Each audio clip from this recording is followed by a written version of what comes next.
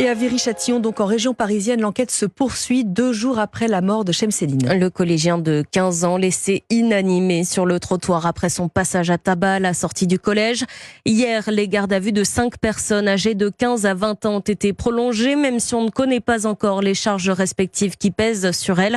Les enquêteurs tentent de comprendre les causes d'un tel acharnement. Les précisions de Caroline Baudry.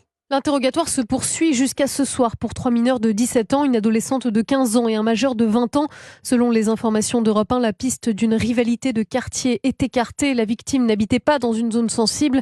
La thèse la plus probable est désormais celle d'une querelle amoureuse, selon Georges Fenech, ancien magistrat et consultant. Il semblerait, mais encore il faut être au conditionnel, que la jeune fille qu'il devait fréquenter est la sœur d'un des mis en cause.